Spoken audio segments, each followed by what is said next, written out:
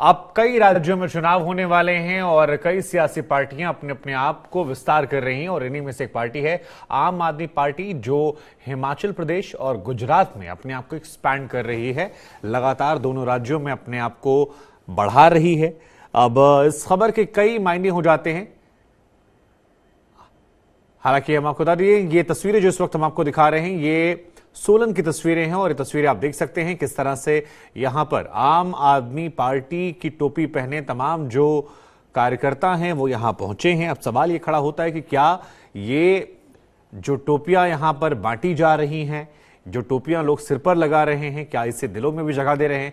और अगर दिलों में जगह दी जा रही है तो क्या हिमाचल प्रदेश, जहां की तस्वीरें इस वक्त हम आपको दिखा रहे हैं, और गुजरात, जहां पर आम आदमी पार्टी बड़े मंसूबे लिए बैठी है, वहां पर बहुत सारी उम्मीदें उसे हैं, क्या वहां पर उनकी राजनीतिक महत्वाकांक्षाएं पूरी हो पाएंगी? ये अपने आप में एक बहुत बड़ा सवाल है। और ये तस्वीरें हिमाचल प्रदेश की हम आपको दिखा रहे हैं, जहां पर देखिए किस तरह से बड़ी संख्या में लोग जो हैं वो जुड़ रहे हैं हमारे साथ।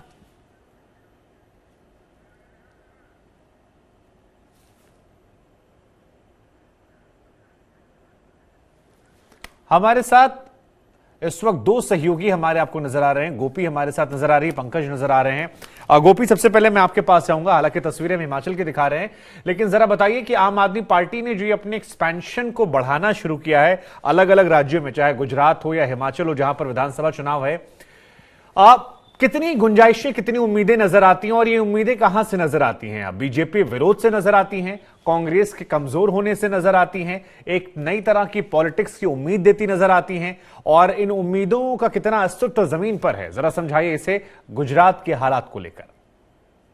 देखिए शुभांकर, गुजरात के हालात की अगर बात की जाए तो 27 साल से गुजरात में बीजेपी लगातार यहाँ पे शासन में है। 27 साल की एंटी इनकम्बेंसी है। तो वही कांग्रेस जो है वो 27 साल में ऐसा कुछ भी नहीं कर पाई है जिसका एक पॉजिटिव इम्पैक्ट जो है वो लोगों के दिलो दिमाग पर आए और लोग कांग्रेस पार्टी के लिए वोट करें।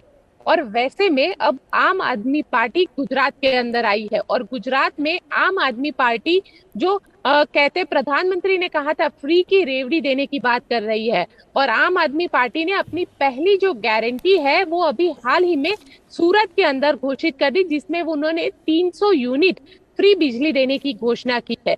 तो कहीं ना कहीं ये फ्री की रेवड़ी वाली बात जो है वो अब लोगों के जहन में आने लगी है। हमने कई लोगों से बातचीत की, हर कोई ये कहता है कि बिजली अगर फ्री मिल जाती है तो कितना अच्छा होता है, क्योंकि कहीं ना कहीं चर्चा ये भी होती है कि अरविंद केजरीवाल ने पंजाब और दिल्ली में भी जो बिजली है उसको फ्री करके दिखाया है।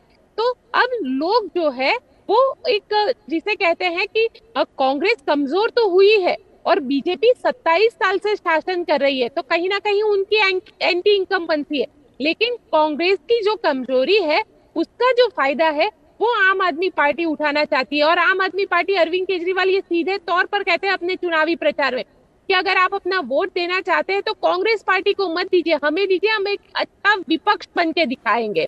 यानी कहीं ना कहीं आम आदमी पार्टी भले ही सत्ता में ना आ पाए लेकिन एक मजबूत विपक्ष के तौर पर आना चाहती है। और अगर मजबूत विपक्ष के तौर पर शुभांकर यहाँ पे आम आदमी पार्टी आती है तो 27 के चुनाव में बीजेपी के लिए रास्ता आसान नहीं होगा, क्योंकि 27 साल की एंटी इनकम्बेंसी है, तब 32 साल की एंटी इनकम्बेंसी होगी।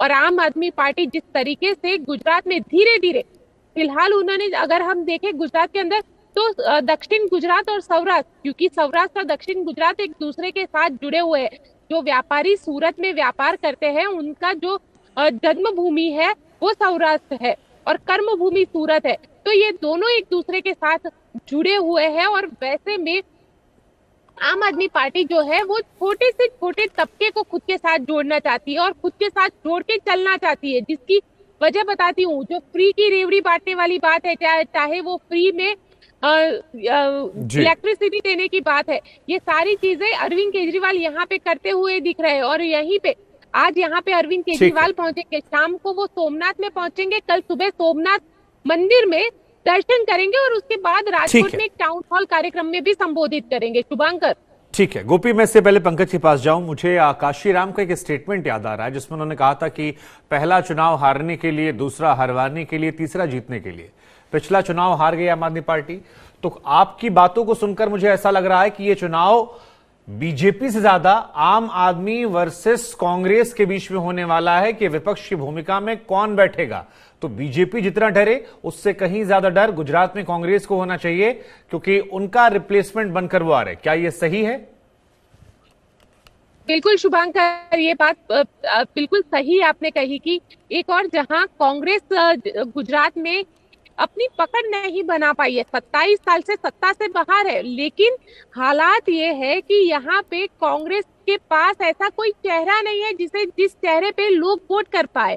अब आम आदमी पार्टी आई है, आम आदमी पार्टी यहाँ पे मजबूत विपक्ष बन के बैठने की बात करते हैं। यहाँ तक कि ग्राउंड पे संगठन से लेके उनके जो जितने कार्यकर्ता है वो सारे कार्यकर्ता लगातार लोगों के बीच में रह के संपर्क कर रहे हैं। तो एक हम कह सकते हैं कि वो एक मजबूत विपक्ष बनने के लिए आती है, मजबूत विपक्ष बनना चाहती है। और आम आदमी पार्टी लगातार यही कह रही है, जो मुद्दे उठाने चाहिए कांग्रेस को एज ए विपक्ष के तौर पर, वो मुद्दे कांग्रेस नहीं उठा रही है। और उन्हीं मुद्दों को लेकर खुद मनीष सिसोदिया, चाहे शिक्षा के मुद्दा हो, मनीष सिसोदिया दिल्ली से यहाँ पे आते हैं, शिक्षा मंत्री की कॉन्स्टिट्यूंसी में जाते हैं और स्कूल को देखते हैं और फिर कहते हैं कि गुजरात की स्कूलें अच्छी नहीं है। तो सामने ना बीजेपी काउंटर करती है, ना कांग्रेस काउंटर कर पाती है।